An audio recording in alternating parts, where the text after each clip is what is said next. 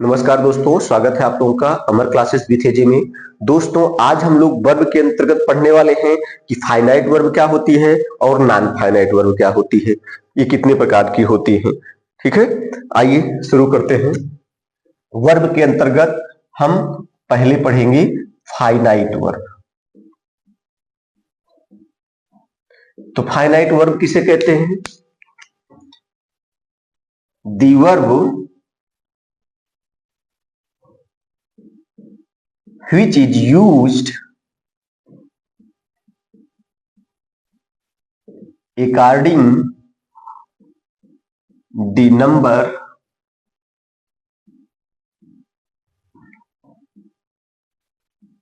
person and tense is called finite verb. देखिए यहां पर लिखा गया है कि द वर्ब मीन्स वह क्रिया, विच इज यूज्ड मीन्स जो प्रयोग की जाती है, अकॉर्डिंग मीन्स अनुसार, द नंबर मीन्स वचन के, पर्सन मीन्स पुरुष के, एंड टेंस मीन्स और काल के, इज कॉल्ड फाइनाइट वर्ब, वही फाइनाइट वर्ब कहलाती है। इसका मतलब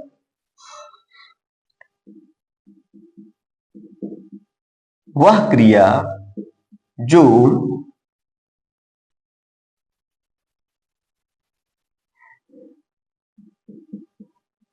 कर्ता के वचन, पुरुष और काल के अनुसार प्रयुक्त होती है। देखिए यहां थोड़ा सा हम इसको इस तरह भी कर सकते हैं। The verb which is used according the number person of subject and tense is called finite verb. तो वह क्रिया जो कर्ता के वचन, पुरुष और काल के अनुसार प्रयुक्त होती है, वही क्या कहलाती है? Finite verb. अब ये फाइनाइट वर्ब का एग्जाम्पल हम देखते हैं। जैसे यहां पर आप देखिए, ही रीड्स हिज बुक, वह अपनी पुस्तक पढ़ता है। तो यहां पर ही हमारा सिंगुलर सब्जेक्ट है। कौन सा सब्जेक्ट है? सिंगुलर, एक वचन है, इसीलिए हमारी वर्ब भी क्या बनेगी? सिंगुलर होनी चाहिए। तो हमारे जो वर्ब की फर्स्ट फॉर्म होती है ये प्लूरल होती है, तो ये सिंगुलर था, तो इसको सिंगुलर बनाने के लिए हमें यस जोड़ना पड़ा। तो ये वर्ब हमारी सब्जेक्ट के अनुसार प्रयुक्त हो रही है।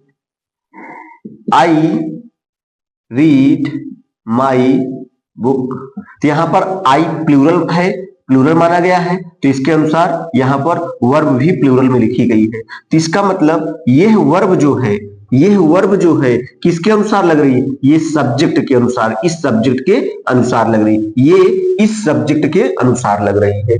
तो वह क्रिया जो सब्जेक्ट के अनुसार प्रयुक्त होती है, वही हमारी ट्रांजिटिव वर्ब कहलाती है। समझ आ गया? तो हमारी ये वर्ब इसके अनुसार लग रही, ये वर्ब इसके अनुसार लग रही, इसलिए इसको हम क्या कहेंगे? Transitive verb. समझ आ गया? अब हम बात करते हैं non finite. Non finite verb, non finite verb किसे कहते हैं? इसी का उल्टा हो जाएगा, वह क्रिया जो कर्ता के वचन, पुरुष और काल के अनुसार नहीं प्रयुक्त होती है। ठीक है, जैसे यहां पर काल के अनुसार प्रयुक्त होती है, इसमें काल के अनुसार नहीं प्रयुक्त होती है, उसका सब्जेक्ट से कोई लेना देना नहीं होता। इसका सब्जेक्ट से, या एक सीधा कह सकते हैं, इसका प्रयोग सब्जेक्ट के नंबर, पर्सन के अनुसार नहीं होता है। ठीक है, क्यों नहीं होता है? देखिए कैसे नहीं होता है। अगर लिख दिया जाए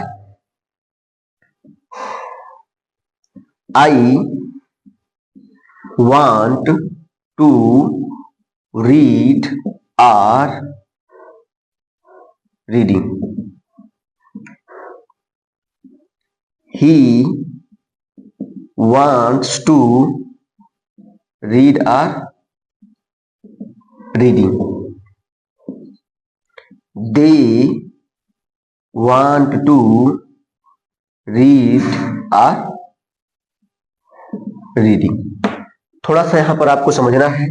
देखिए आई था तो वांट लिखा गया, ही था तो वांट्स लिखा गया, दे था तो वांट लिखा गया। इसका मतलब ये जो हमारी क्रिया है ये किसके अनुसार प्रयुक्त हो रही है? ये सब्जेक्ट के अनुसार प्रयुक्त हो रही है।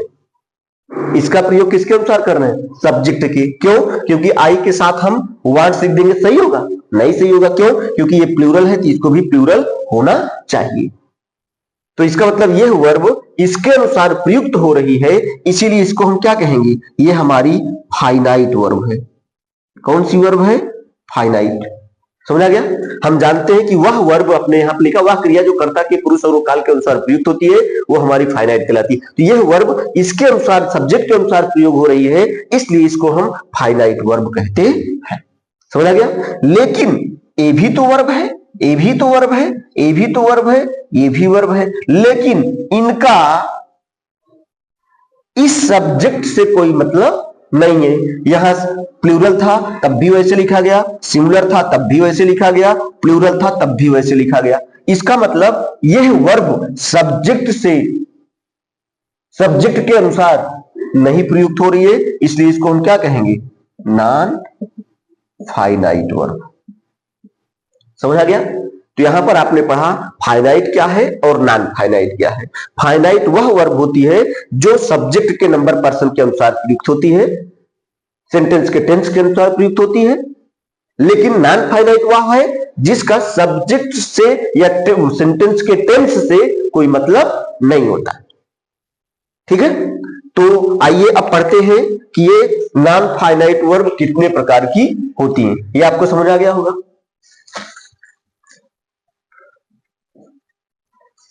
तो इसको हम लिख सकते हैं, ये फाइनाइट है और ये नॉन फाइनाइट है।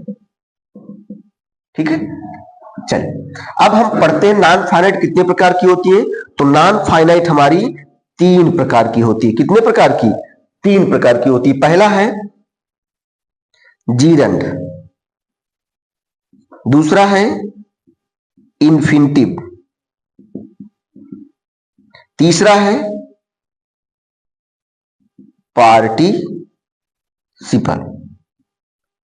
देखिए यहां पर जो लिखा गया है ये सब्जेक्ट के अनुसार क्यों नहीं चेंज हो रही? कुछ तो रीजन होगा, आइए वही हम देखते हैं। जो हमारा जीरंड होती है ये वर्ब के फर्स्ट फॉर्म में आईएनजी लगाने से बनती है, और इन्फिनिटिव जो होती है 2 प्लस वर्ब की फर्स्ट फॉर्म से बनती है। तो जब ये वर्ब है तो सब्जेक्ट के अनुसार लगना चाहिए, लेकिन क्यों नहीं लगता है? क्योंकि ये बनी वर्ब से है लेकिन ये काम नाउन का करती है, इसलिए इसको वर्बल नाउन कहते हैं। क्या कहते हैं? Verbal noun. ये दोनों वर्बल नाउन होते हैं, ये नाउन का काम करते हैं, इसलिए ये सब्जेक्ट के अनुसार नहीं प्रयुक्त होते। कभी भी कोई पूछता है जीरंड किसे कहते हैं, तो जीरंड को हम वर्बल नाउन कहते हैं। वर्बल नाउन का काम करता है, वर्ब से बना है, काम नाउन का करता है, इसलिए उसको नाउन के रूप में जाना जाएगा। जैसे एग्जांपल देखें,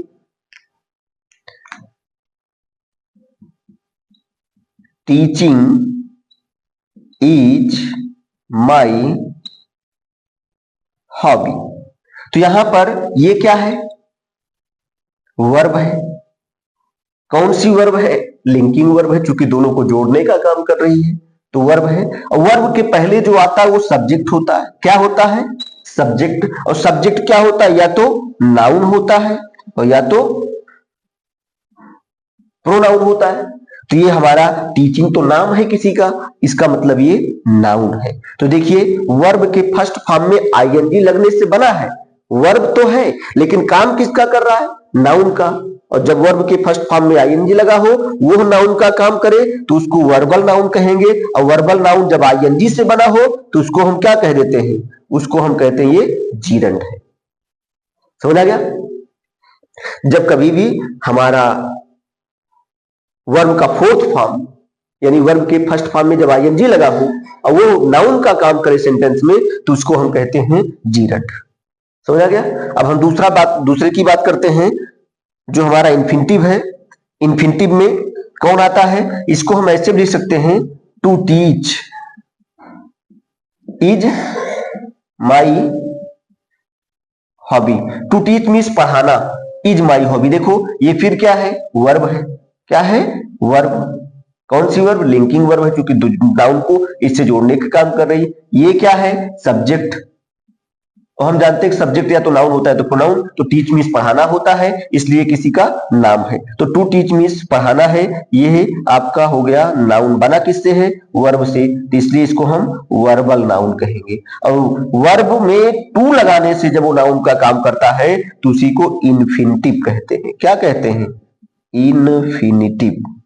ये हमारा इन्फिनिटिव है। समझ आ गया? तो यहां पर हमने देखा कि हमारी जो नॉन फाइनाइट वर्ब होती हैं, जिसमें आपका जीरंड आता है, इन्फिनिटिव आता है और पार्टिसिपल आता है, तो ये सब्जेक्ट के अनुसार क्यों प्रयुक्त नहीं होती है? क्योंकि ये बनी वर्ब से होती है लेकिन काम नाउन का करती है।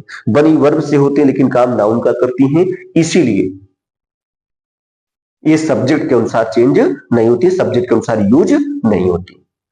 अब तीसरा हम देखते हैं। तीसरा हमारा है पार्टिसिपल। पार्टिसिपल जो होती है ये तीन प्रकार की होती है, लेकिन हम बात करते हैं किसे कहते हैं, तो ये वर्बल एडजेक्टिव होती है। क्या होती है? Verbal adjective. इसका मतलब बनी वर्ब से होती है लेकिन काम एडजेक्टिव का करती है। किससे बनी होगी? वर्ब से। काम किसका करेगी? एडजेक्टिव का, इसलिए यह एडजेक्टिव बन जाती है, इसीलिए वो सब्जेक्ट से के अनुसार चेंज नहीं होती है। अब ये तीन प्रकार की होती है, इसको पहले एग्जांपल में देखते हैं। जैसे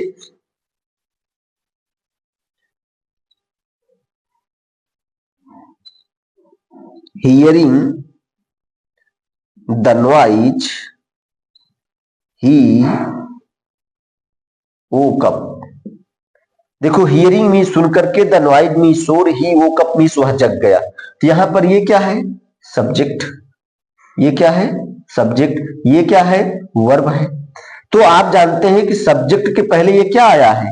नॉइज। नॉइज मीन शोर, ये आपका नाउन है। और नाउन के पहले जो आता है उस नाउन की विशेषता बताता है, तो उसको हम एडजेक्टिव बोलते हैं। क्या बोलते हैं? एडजेक्टिव। तो ये हमारा हियरिंग जो है एडजेक्टिव है, लेकिन बना किससे है? वर्ब से। तो वर्ब से जब बनेगा एडजेक्टिव, इसको वर्बल एडजेक्टिव कहेंगे, और वर्बल एडजेक्टिव को ही पार्टिसिपल कहा जाता है। समझ आ गया? तो ये वर्बल एडजेक्टिव है। ये तीन प्रकार की होती हैं। पहली है आपकी प्रेजेंट पार्टिसिपल, प्रेजेंट पार्टिसिपल। दूसरी है पास्ट पार्टिसिपल, पास्ट पार्टिसिपल। तीसरी है परफेक्ट पार्टिसिपल। ये तीन होती हैं। प्रेजेंट पार्टिसिपल कैसे बनती है? वर्ब के फर्स्ट फॉर्म में आईएनजी लगाने से बनती है। पास्ट पार्टिसिपल वर्ब की थर्ड फॉर्म से बनती है, और ये हैविंग के साथ थर्ड फॉर्म लगाने से बनती है, हैविंग प्लस वर्ब की थर्ड फॉर्म से। ठीक है?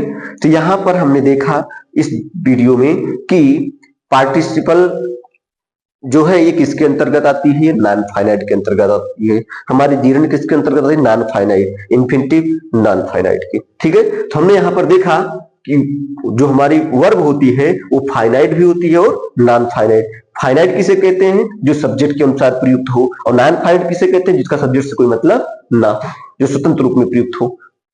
क्यों स्वतंत्र रूप में प्रयुक्त होती है? जब वर्ब है तो स्वतंत्र कैसे हो गई? स्वतंत्र इसलिए हो गई क्योंकि वो वर्ब का काम नहीं करती है, या तो नाउन का काम करेगी या तो एडजेक्टिव का काम करेगी। और जब आईएनजी लगा होगा वर्ब का काम करेगी तो उसको वर्बल नाउन यानी जीरंड कहते हैं। और वर्ब के फर्स्ट फॉर्म पर टू लगा होगा, वर्बल नाउन का काम करेगी, उसको इन्फिनिटिव कहेंगे। और वर्ब से बनी होगी, एडजेक्टिव का काम करेगी, तो उसको वर्बल एडजेक्टिव यानी पार्टिसिपल कहा जाएगा। Participle is a verbal adjective, infinitive is a verbal noun, gerund is a verbal noun. ठीक है? तो अब पार्टिसिपल कितने प्रकार की है? प्रेजेंट पार्टिसिपल, पास्ट और परफेक्ट पार्टिसिपल। सिर्फ इसमें ये देखना है कि बनती कैसे है। तो हमारी प्रेजेंट पार्टिसिपल वर्ब के फर्स्ट फॉर्म में आईएनजी लगाने से बनती है, हमारी पास्ट पार्टिसिपल वर्ब के थर्ड फॉर्म से बनती है, परफेक्ट पार्टिसिपल वर्ब के हैविंग के साथ वर्ब की थर्ड फॉर्म लगाने से बनती है। इसको हम पहचानेंगे कैसे? क्योंकि ये हमेशा नाउन के पहले आएगी, नाउन में जो जुड़ेंगे वो नाउन एडजेक्टिव कहलाएगी। ठीक है, तो इस तरह से यहां पर हमने देखा कि फाइनाइट वर्ब किसे कहते हैं और नॉन फाइनाइट वर्ब किसे कहते हैं। अब इनका यूज कैसे किया जाता है इसको अगले वीडियो में देखते हैं। Thank you.